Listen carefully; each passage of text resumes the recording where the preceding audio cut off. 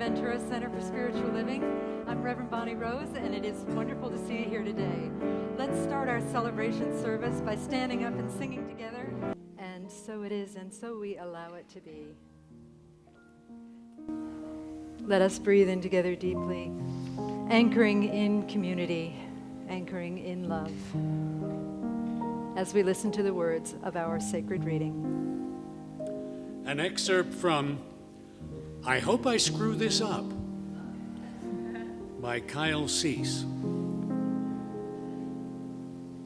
How many times have you had an idea that excited you and inspired all types of possibilities until your mind came in and convinced you of all the reasons you couldn't do it? When that happens, you can truly feel yourself split in two. One of you is listening to opportunity. One of you is listening to fear. You can feel the opportunity in your body, and you can feel the fear in your mind. Which of those perspectives is true? Which perspective will you choose? The mind can give you an elaborate and detailed list of reasons that you shouldn't do that thing you really want to do in your heart. It can tell you of the people you might disappoint and how the numbers just might not add up. All the heart can give you is a feeling. It doesn't have bar graphs and PowerPoint presentations like the mind. All it can do is say, you know this feeling of excitement and passion? If you listen to me, you'll get more of this feeling. And when you have more of this feeling, you'll get even bigger ideas. You don't really have any limitations. You're just addicted to them. And so it is. And so moving into that place of spaciousness, that place beyond any perception of limitation, let us sing together our next chant, I am remembering who I am.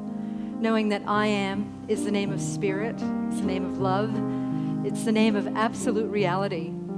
And as we sing and know the absolute for ourselves, we know it for the people sitting near us and all the people sitting in this sanctuary. And we also know that this message of inclusivity reaches out through the doors and the windows of this spiritual center and blesses the entire universe, so that every being remembers the truth of its absolute existence. Here we go. What a gift it is to join together and remember. Let us breathe into that remembrance. And then exhale, opening our eyes in love with what is as it is, and so it is.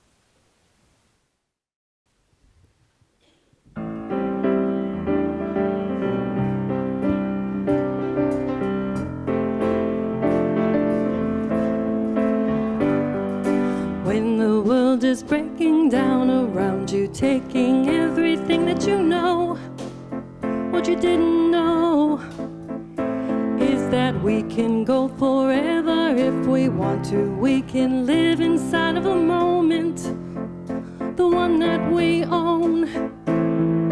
You and me, we got this.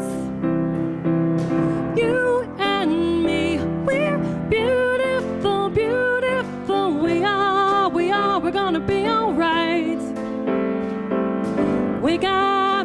We always got the fight in us, and we're gonna live tonight like there's no tomorrow, 'cause we're the afterlife.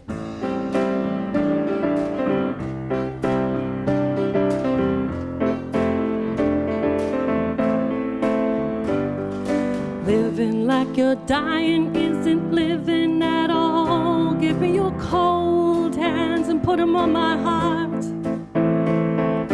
Raise a glass to everyone who thinks they'll never make it through this life, to live a brand new start. You and me, we got this. You and me, we're beautiful, beautiful. We're gonna be alright.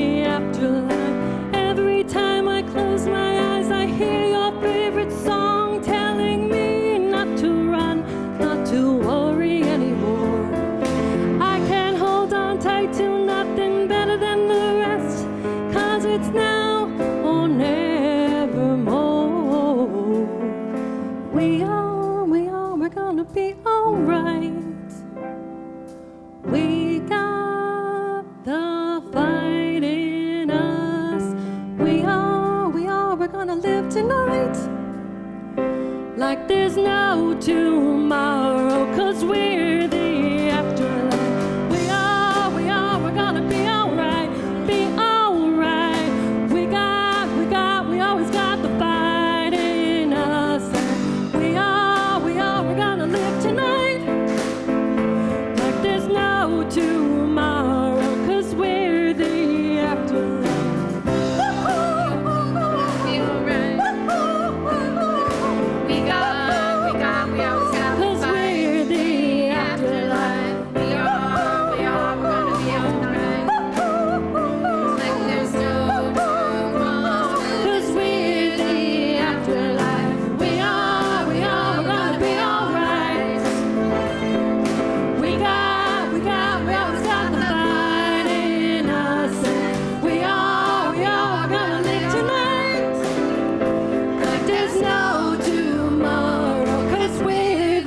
Afterlife.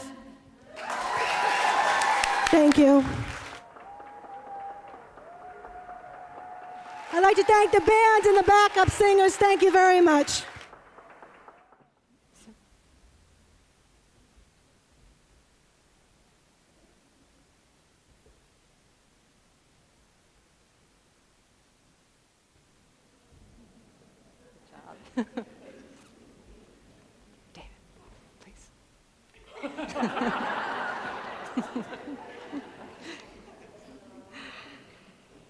Now I can speak.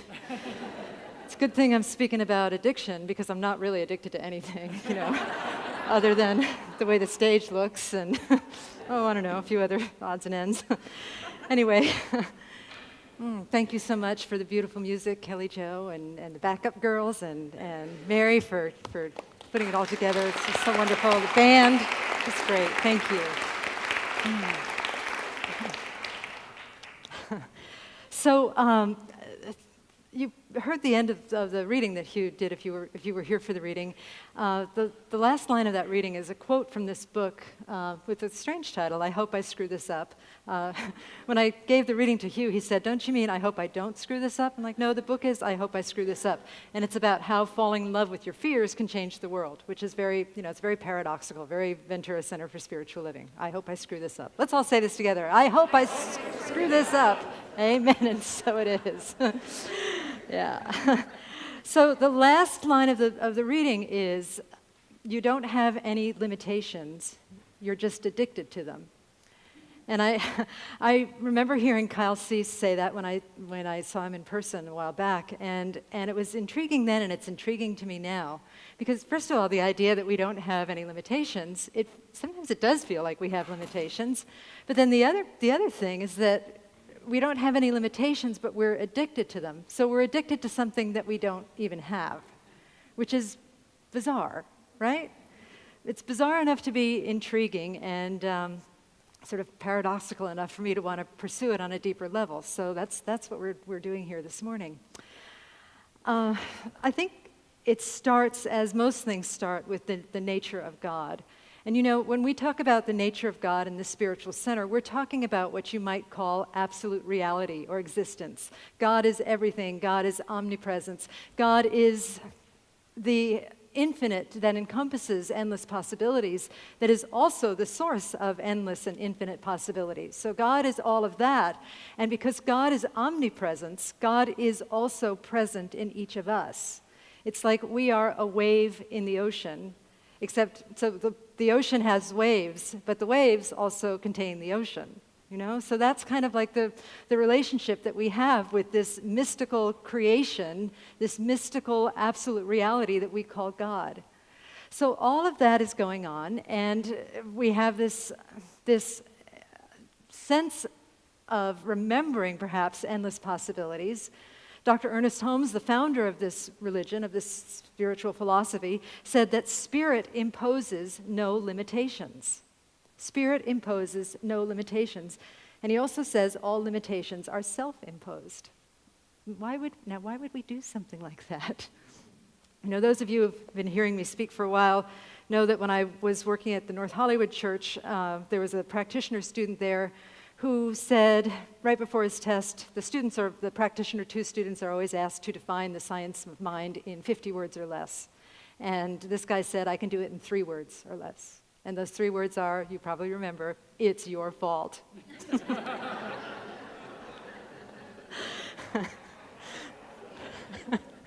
That is kind of old school science of mine that says that we create everything that happens to us. I don't take it quite that literally. There's all this stuff about, do we create our illnesses? Do people who are starving in various parts of the world, did they create that? And it sort of turns into a finger pointing and blame, which is also another form of limitation, I might add. So what I teach, more than we create everything that happens to us, is that we create our perception of what happens to us. And our perception of what happens to us affects the way that we relate to what happens to us, and that actually down the line sometimes does affect what happens to us. Okay? You get that? It's kind of a Trinity thing going on right there. So the thing is also is that I don't really encourage us blaming ourselves for creating what happens to us. As I said, that's another form of limitation. And also, most of the time, we don't even know that we're doing it. You know, we have these habits of thought, of perception and perspective that we've learned over the years from our parents. It is abundantly supported by everybody else, by what we call the human race consciousness. In this movement, we call it that everybody thinks this about that. And much of the time, it's unconscious. So our work here in this center is about making those perceptions that are messing with our lives and that are limiting us, making those perceptions come up into the light so that they can be observed and healed and or changed if we so desire. So that's what today is about, is doing that. And I hope that you take this opportunity to look at the things in your life that are perhaps not working perfectly. Does anybody have anything in your life that's not working perfectly? Okay, maybe 1 or 2 things that are not working perfectly, and it doesn't necessarily even have to be your own life. It can be the life of the planet or the government or whatever, but just look at something that's not working perfectly and see if perhaps there is a perception issue in your perception of limitation. See if the thing that it doesn't need to change is the limitation itself, the perceived limitation itself. It is the perception of limitation. Okay? I'm going to say a little bit more about how we get the way we are. Kyle Cease, in the reading that Hugh did, he talks about how there are really kind of 2 of us running around inside of us. He calls it mind and heart, and some people call it ego and spirit. Some people call it good and evil. He's not anti-mind or anti-heart. He recognizes that, and I do too, that the mind is important and that the heart is important. But often what happens is that the mind starts running the show without any intervention from the heart. The intuitive heart that knows your deepest heart's desires and knows your deepest feelings. You know, and he talks about how to the mind, everything seems like life and death, and mostly death, by the way.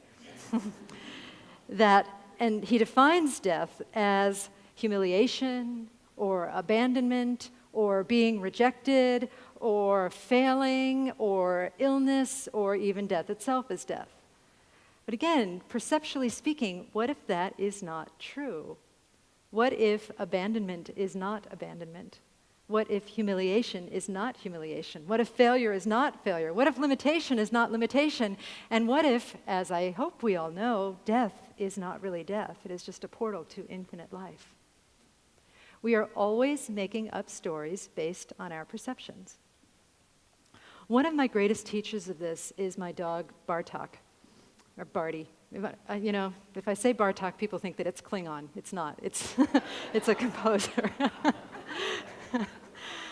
Barty, we'll call him Barty. That's his nickname. And Barty has a perception about something in his life that's not a good perception, and that is the dreaded mailman. Does anybody have a dog who has a perception about the mailman, right?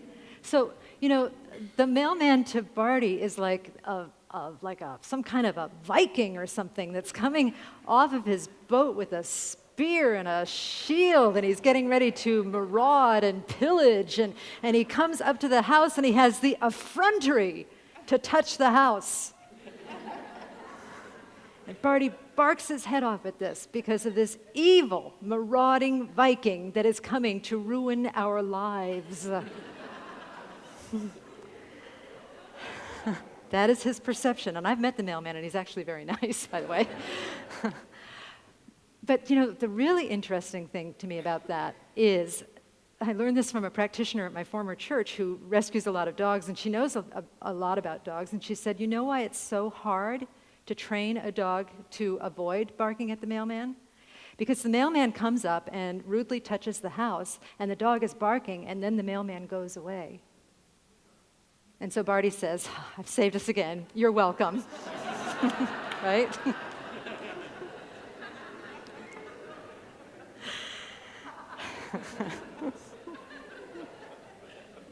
Yes, it was the barking that sent him away, right? But look at the metaphor there, Look at all of the stuff that goes on in our mind, all of the worrying, all of the clamoring, all of the yammering, all of the chatting, all of the scripts about what we can't have, and all of the things, all of the fears that we think are keeping us safe, right? All of these things we do in our mind, it's not because we're bad people. It's because we just have a certain level of ignorance, and we think that worry is helpful. We think that anxiety makes things better. We think that complaining improves situations, when really it's something quite different. I'm so glad to know I'm not the only one. Okay. I want to talk a little bit more about perspective and go deeper into that, just so we can see what it is and what it isn't, and how deeply rooted it is in our consciousness.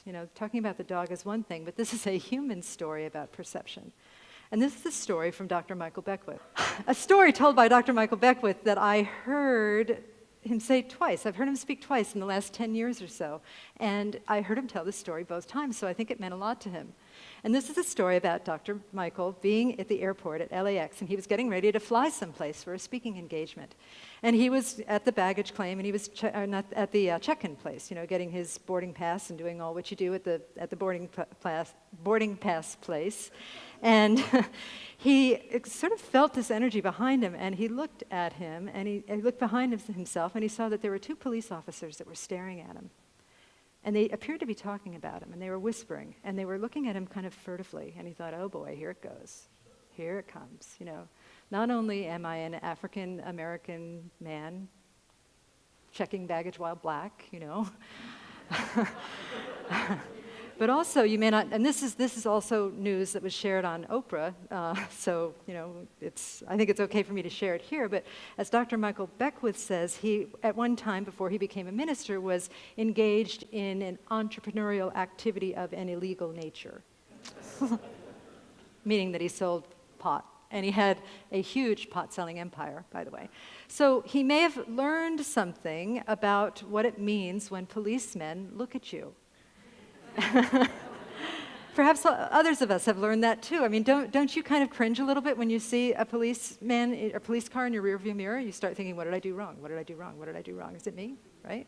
And you pray that it's somebody else.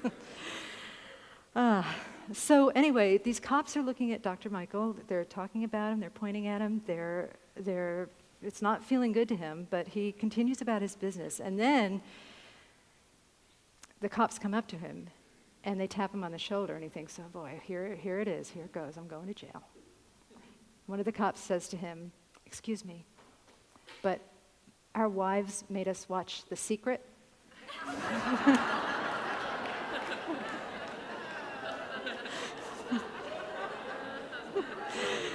Weren't you in that movie, and can I have your autograph?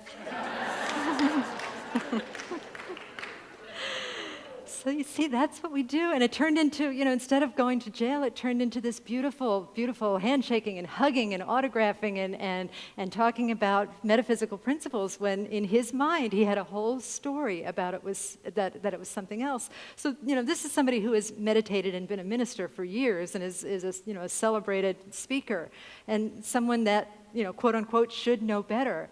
And that's to allow us to know that we too can go to that dark place of perceiving or misperceiving something and calling what is untrue true. And this is also not to diminish from anything that is going on in the world. You know, that there truly is racism sometimes, and it is true. It's true, but it's not the whole truth. Because in the case of, let's say, racism, since I'm talking about that, in the case of racism, yes, there is a problem. There is still a problem in this world. It is getting better, but there is still a problem in this world. But what if it is something more than just racism? What if it is exposing the issue so that love and light can come to the forefront and heal it? You know, if we think it's just racism and stop there, then we're stuck there. But if we say it's racism and it is coming forward so that love and light can provide a healing energy around this situation so that all beings are included and all beings are known for the blessing that they are, then it completely changes the fabric of our existence. We start to see the goodness in everything. We start to allow the gift to be revealed in everything, not only for ourselves personally, but for ourselves globally. Right? And this is a very extremely powerful place to live. So bringing it back into the personal, bringing it back into how we can apply this to our own lives, think about some of the limitations that you may have experienced. And think about that maybe this limitation, this thing that feels like it is holding me back, this thing that is, quote unquote, causing me to feel badly about myself, this thing that is causing me to feel badly about the world, maybe that is not the entire truth. Maybe there is a bigger story, and maybe I am just addicted to thinking about it the way that I think about it, based on my history, based on my habit, based on what everybody else is saying. And then, you know, there's a beautiful Hindu peace prayer, "Oh God, lead us from the unreal to the real. Lead us from darkness into light, from death to immortality." In the case of this talk, I would say lead us from limitation to infinite possibilities, and lead us from addiction into the sobriety of surrender to a greater idea for your life. To a greater idea for whatever, whether it's large or small, whether it's barking at the mailman or your equivalent of that, or whether it's something global and huge that feels awful, whether it's large or small. See if you can call upon the Spirit to lead you from the unreal to the real, to the absolute truth. If it's relative, it's not real. If it's absolute, it contains everything, and that is the absolute and the real truth. So whereas you might have once said, I need this person to love me in order to be okay, the absolute truth about that is that you are already love yourself. You are love in a human form, and you don't need an external person or being or situation to validate that love, because it is who you are. You don't have to look for love. You are love. If you're saying, I have to succeed at this, if I fail, I will be humiliated, what if there is no such thing as failure? What if failure is, as Thomas Edison said, just thousands of ways to learn to do it a different way, a better way? What if you say, what's another one? What if you say, this illness is going to be the death of me? What if this illness is actually the resurrection of you? The resurrection of you, where you get to look at your life and you get to reprioritize, and you get to see what is important and who you want in your life and how you want to be and what things you want in your life and what activities you want in your life. What if this illness is not the death of you, but it is the resurrection of you? What if you are feeling overwhelmed and stressed? What if you're, say, a minister and all of a sudden, out of the blue, after years of planning, in the same month, the church redoes the sound system, redoes the steps, is starting to redo the garden, is redoing the website, and there's another, is redoing the electrical stuff. Yay! Yeah, okay, yay! Whoopee! What? Wait, yes. Okay, so that's a story about it's too hard, it's overwhelming, it's too much. What if the real story is, oh my gosh, we've got so much support, we've got so much enthusiasm, we have a great board president, great volunteers, a great congregation who gets it done. We actually have the money to pay for it right now. We are getting it done, and it's a joy, and it's actually really quite a comedy show too, if you really want to know. It's kind of hilarious, right? You know, you can change anything to anything. There's another one I want to share with you. It's about change. Some of you may remember in the early days of this center, it's a long-standing tradition of Science of Mind churches that at the end of the service we sing the peace song. Let there be peace on earth and we have to sway and hold hands, right? And you may remember, I don't know, 5 or 6 years ago, I took out the peace song. I took it out. And there were people in the congregation that came after me like extras in the movie Frankenstein with their pitchforks. Said, you must put the peace song back in. We've been singing Namaste for a long time now, and guess what we're going to do today? No, we're not singing the peace song. No, as I shared with somebody, if I have to sing the peace song again, I will impale myself on a peace pole. It's ironic, I know. No, we're singing another song today. In my mental equivalent of what's going to happen is that people aren't going to like it. They're going to be pissed. They're going to come after me with their pitchforks. But the story about the song, maybe we can all tell ourselves about this other song. The real reason about that we're singing this new song, it's called May Peace Prevail on Earth, which is the peace prayer that is on all of the peace poles around the world. One of the reasons we're singing this song is that after 6 years of singing Namaste, we still don't know the freaking words, right? Right? Am I correct? You know, one of the choir members told me, okay, which comes first, beauty or spirit? She says, think BS. The beauty of God stands before you, the spirit of goodness. But I still can't get it right. For the whole first part, I'm thinking BS, BS, BS, BS. And then I end up saying the beauty of God stands before. You know, it's just crazy. It's crazy. So we don't know the words, okay? But the other reason for changing the song is that when we have new people come to the center, and it's a bizarre enough center as it is. We don't need to torture them with a song where nobody knows the words, because I look at people trying to go along with they're swaying, they're holding hands. People have said, "What is no mistake? No mistake? No, what? What?" They can't look at their programs. They can't follow along. So we're singing a song that is much simpler to be inclusive. Is there anybody here who is against inclusivity? If so, please raise your hand so that we can exclude you.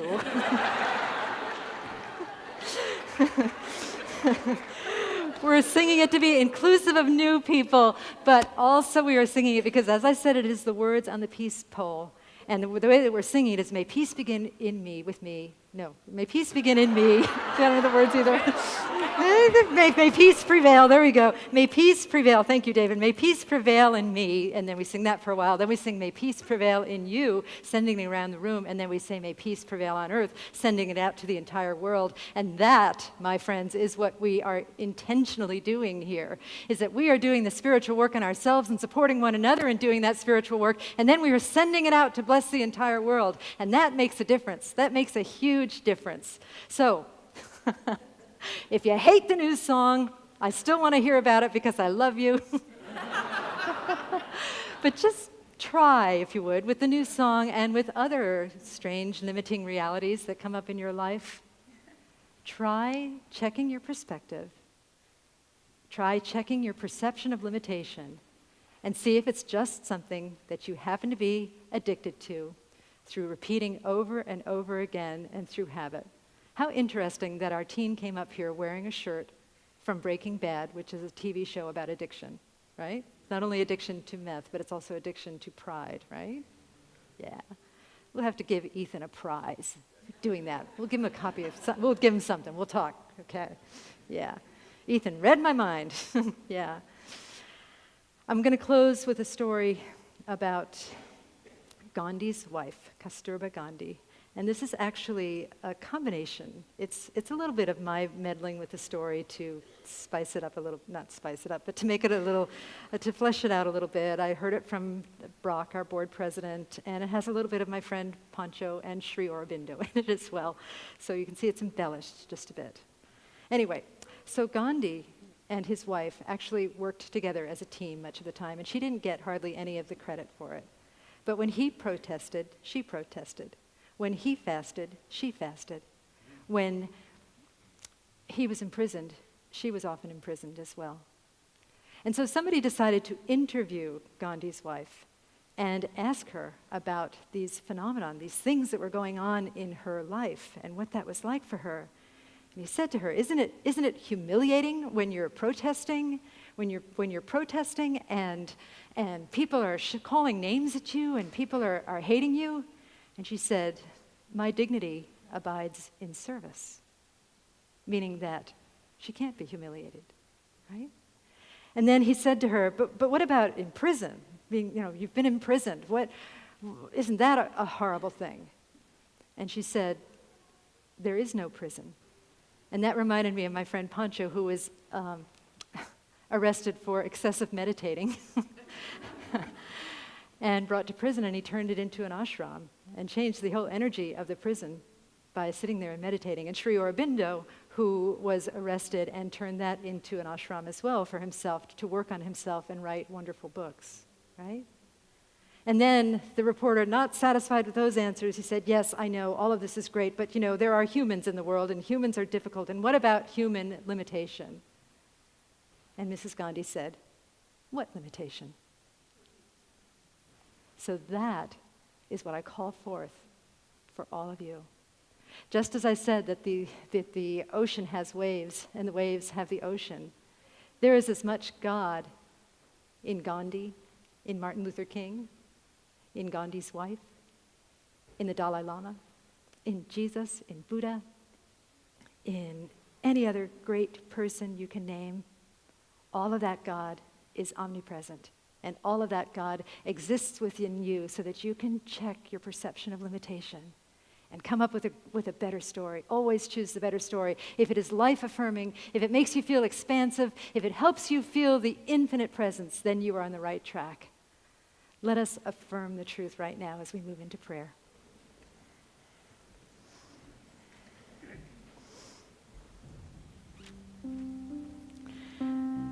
And so I turn within and recognize with great passion and great power that there truly is only one life, and that life is God's life. That life is the life of infinity. It is eternal presence. It is the essence of all things. It is absolute reality. It is energy. It is love. It is beyond what we can name. But even though we can't name it, it has named us. It has moved into our being to live its life through us, to experience life as us, and to practice creative free will, to expand and express in mystical and wonderful and marvelous ways. And so right here and right now, I anchor in that one life that is God. And as I use the first person, I'm using the collective I am, knowing that what is true for one of us is true for all of us, because truly there is only one of us here, and it is omnipresence. And so in this knowing, I know that anything that I perceive as a limitation can be challenged. I am willing to look at anything that feels limiting in my life and create a new story about it. Even if it feels like I'm making it up, I create a life-affirming, broadening, expansive, glorious story about God conspiring through this situation for greater and greater expansive and expanding levels of increasing good. I know that God is infinite good, and I claim that for each of us right here and right now. Not only do I claim it for ourselves, I claim it for our world. I call it forth to know that collectively the world starts to see anew, and that we see a world that works for everyone, a world that includes, a world that supports all of its inhabitants, both human and animal and nature and rocks and minerals and everything. I am so grateful for this teaching, and so grateful for this opportunity to speak it, and so grateful for all of us to know the truth and support one another in knowing the truth in this spiritual community. I'm grateful for the transformation that I know that has occurred here through our spiritual work together, not only in our personal lives, but around the world.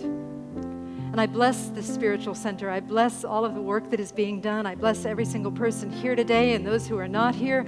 I bless all paths to God, churches, synagogues, temples, mosques, ashrams. I bless fundamentalists and atheists. I bless everyone, for everyone truly is a divine blessing. And with a heart that is so filled with blessedness and so filled with good, I say, thank you, Spirit, thank you, God. And I release these words into the divine mystery, and together we say, and so it is. I am so blessed. I am so blessed.